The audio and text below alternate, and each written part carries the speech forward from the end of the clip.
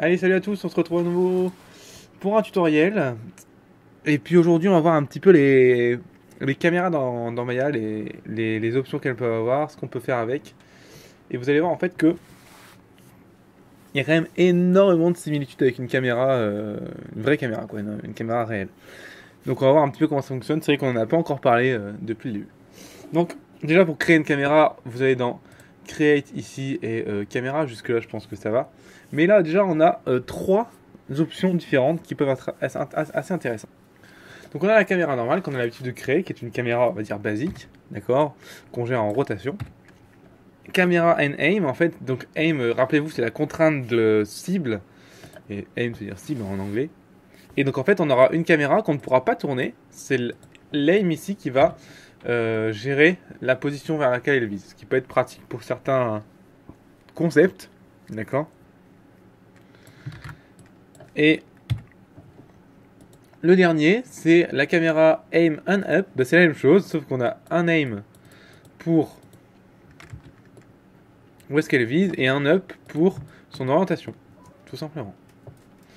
Donc voilà pour déjà les trois règles de caméra qui sont disponibles dans Maya, qui peuvent être très intéressantes, en fonction de ce qu'on veut faire. Partons sur une caméra simple et voyons un petit peu ses options en appuyant sur CTRL A et son attribute editor. Vous remarquez déjà que la caméra dans Maya, comme la plupart des objets dans Maya, en fait, comprend deux objets. La caméra normale, donc qui est en fait le nœud de transform, qui lui va comprendre les translate, les rotate, les scale et plein d'autres options. Si on va par exemple dans notre outliner et que je vais dans ma caméra et que je fais display shapes, ici j'ai bien ma caméra 1 que je veux parler, donc le nœud de transform. Et en dessous j'ai la shape. La shape est intéressante puisque c'est elle qui va contenir tous les propriétés qui sont qui font partie de la caméra en elle-même, quoi.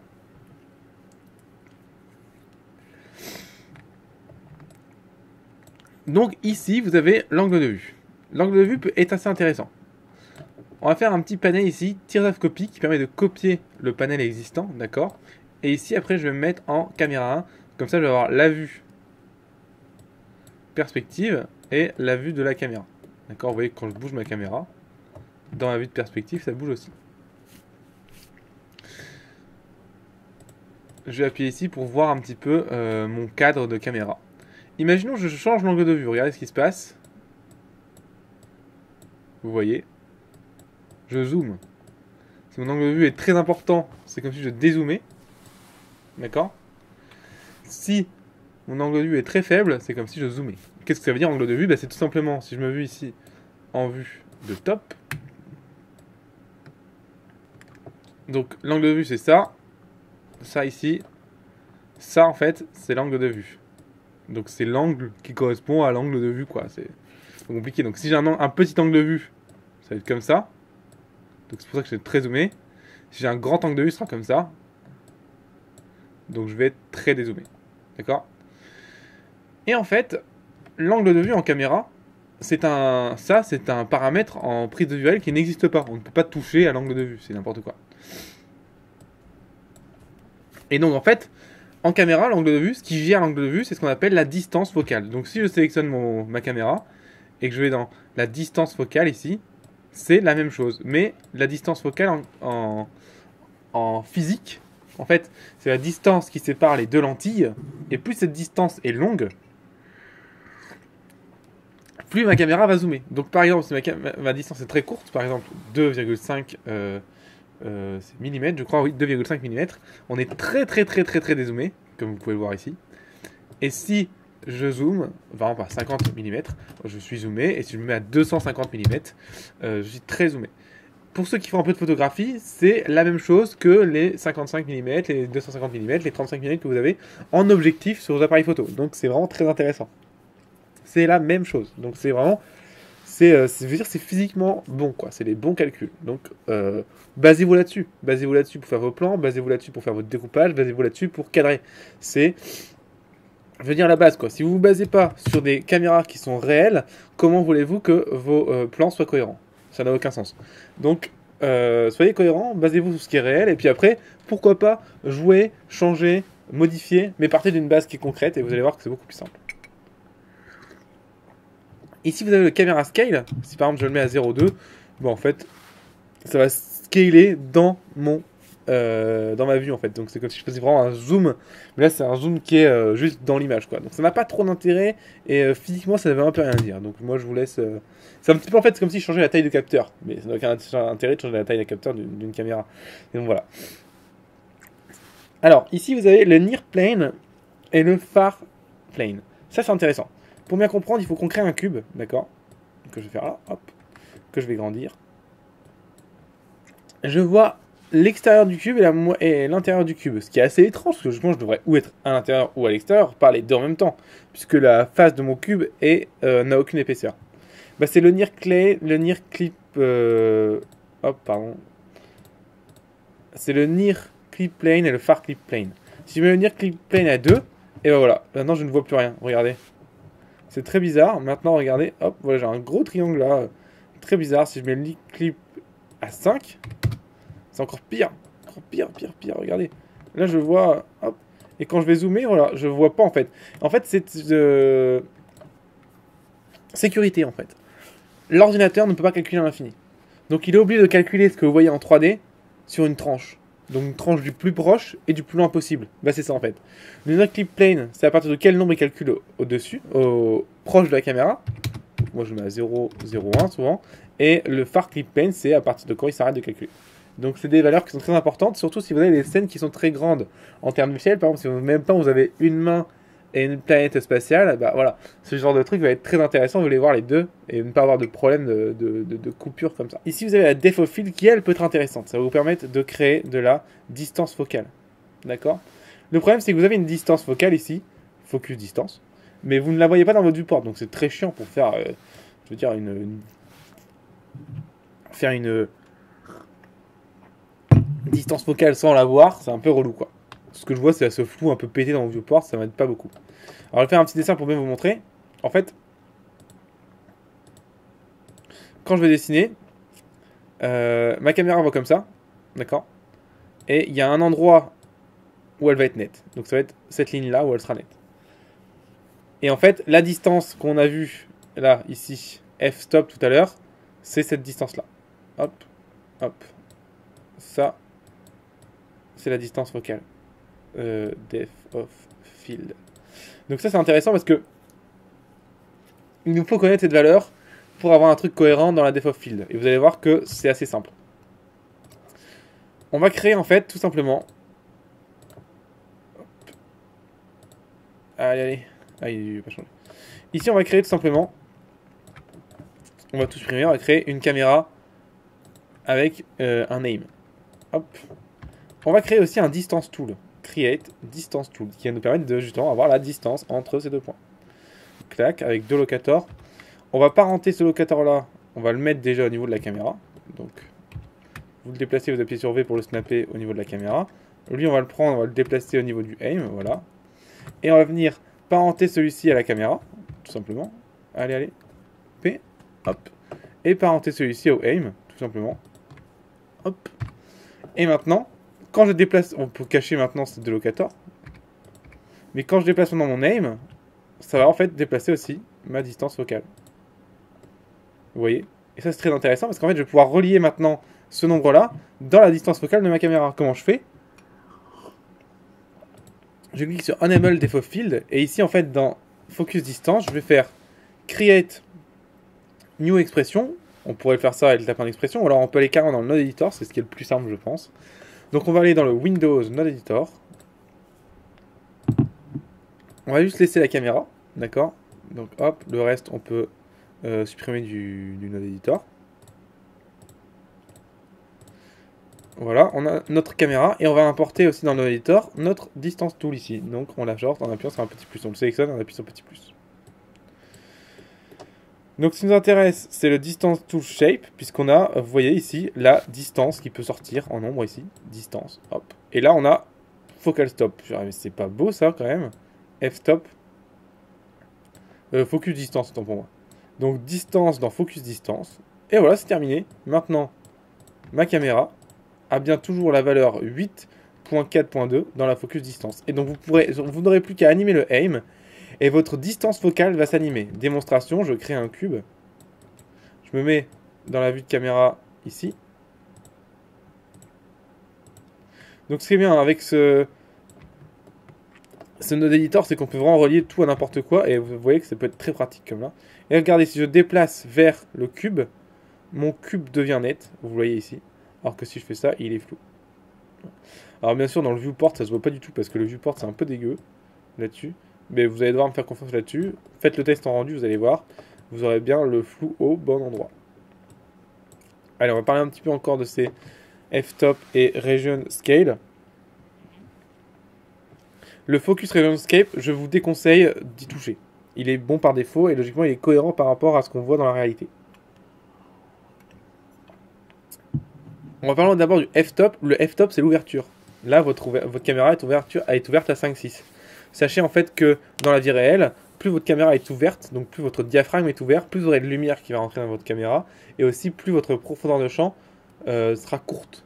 Donc plus elle sera courte, plus vous aurez un flou qui sera important. Donc si je mets par exemple une ouverture à 1,8, j'aurai une profondeur de champ qui sera très courte, et donc j'aurai un flou très important. Allez, recommençons avec un petit dessin pour bien expliquer. Si là je fais ma caméra ici et que ma distance focale est ici, d'accord, ça c'est ma netteté. Si j'ai une focale une ouverture de 8.5 par exemple, j'aurai une très longue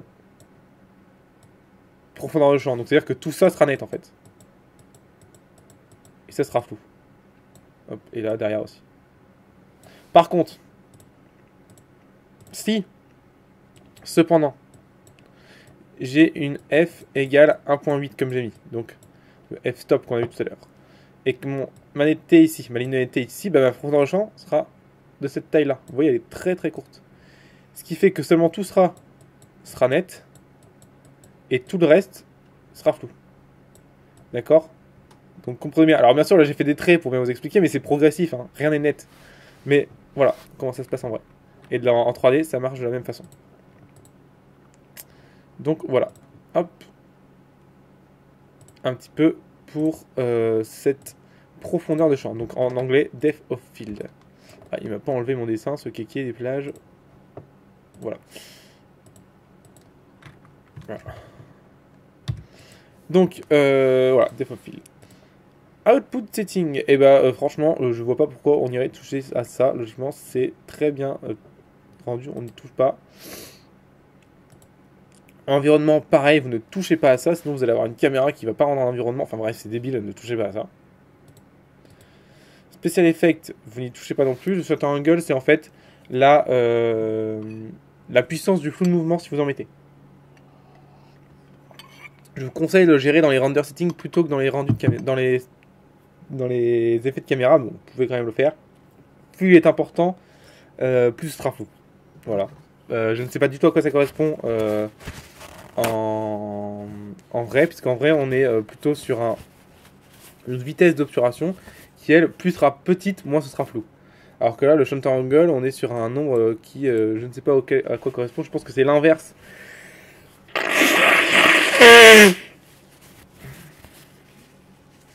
De la vitesse. Non, c'est même pas ça. Donc non, je vais pas m'avancer là-dessus, je sais pas ce que c'est, donc je vais pas dire de conneries, ce serait débile. Display option, bah alors voilà, c'est des conneries. C'est vraiment pour la blague, quoi. C'est comment voulez-vous qu'elle soit affichée dans le viewport, ça n'a aucun intérêt. Mouvement option. Vous voyez que vous avez des options en plus sur le mouvement que, franchement, moi j'utilise jamais. Orthographic view. Ça peut être intéressant. L'orthographic view, c'est le fait de supprimer la déformation de perspective dans notre caméra. Donc par exemple, si je me mets en vue de caméra, ici j'ai de la perspective. D'accord? Je veux dire, quand on voit bien que cette ligne-là et cette ligne-là, je veux dire, elles vont aller vers un point de fuite. C'est ça la perspective. Si je me mets en orthographique, je n'ai plus de perspective. C'est très bizarre. C'est comme si j'étais zoomé à l'infini. Donc, voilà. C'est ça, la vue orthographique. Pas très utile pour rendre, à part si on veut faire un style très, très mathématique, on va dire. Par contre, très utile pour travailler dans les proportions.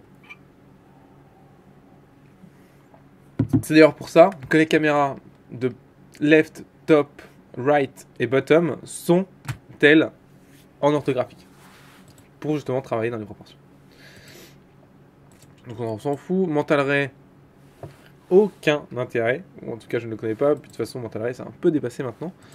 On va de plus en plus se tourner vers Arnold quand même. Hop, ça on n'y touche pas. Et puis extra attribute, c'est si on veut faire un attribute soi-même. Ou alors c'était le pivot automatiquement, ça n'a aucun intérêt. Donc voilà un petit peu ce qu'on peut faire déjà avec, vous avez vu, une caméra, un distance tool. On peut déjà aller assez loin. Et vous allez voir qu'on peut aller encore plus loin. Pourquoi je peux aller encore plus loin? Parce qu'en fait ma caméra ici, je peux la riguer. Et oui, je peux très bien dire, on va tout supprimer déjà, on va recommencer, on va créer une caméra normale. Voilà. J'ai ma caméra normale et je veux la riguer. Je veux par exemple qu'elle tourne autour du centre là. Comment je fais? Très compliqué à animer ça. Alors je pourrais être tenté de faire, ouais, je fais ça, comme ça. Je vais là, je mets une clé. Hop, comme ça. Hop, après je vais là, je remets une clé. Hop, je fais ça comme ça. On essaye. Ouais, non, clairement c'est dégueulasse. Donc on peut pas faire comme ça. On peut essayer, mais c'est l'enfer. Donc la solution est assez simple. C'est quoi la solution? C'est en fait de mettre la caméra dans un groupe. Vous la sélectionnez, vous faites CTRL-G. Et vous tournez ce groupe. Et là la caméra tourne autour facilement. Et vous pouvez comme ça faire des doubles rotations très très intéressantes. Par exemple, j'anime le groupe ici et ici. Hop, et je prends la caméra. Et elle par contre je la tourne comme ça. Regardez un petit peu ce qui se passe quand je me mets dans la caméra. Hop là. Alors, pour bien se rendre compte, on va créer un cube. Alors, hop. Galère un peu, voilà. Voilà.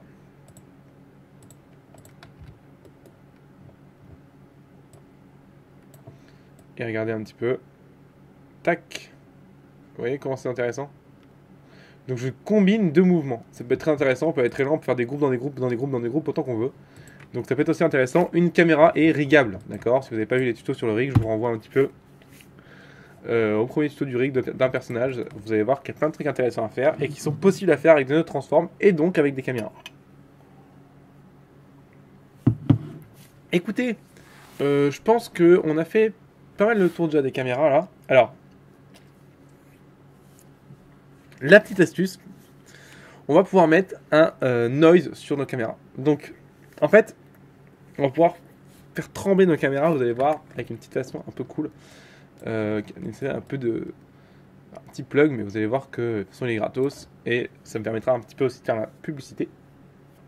Dans tous les cas, avant de partir là-dessus, sachez que tous les paramètres que j'ai montrés, que ce soit def of field, etc., bien sûr, sont animables. Tout est animable hein, dans les attributs de la caméra, donc voilà, comme ça, c'est bon à savoir.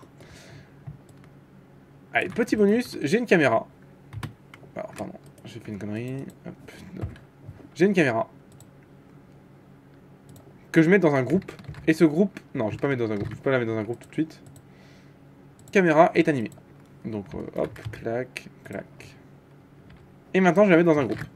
Sur ce groupe, je vais mettre un effet qu'on appelle noise ici. Alors, cet effet vient avec ce qu'on appelle le plug qui facilite la vie, qui est un de mes plugins que j'ai codé récemment. Il est téléchargeable gratuitement sur mon site. Je mettrai le lien dans la description, donc ne vous gênez pas, essayez-le, testez-le, faites-moi des retours.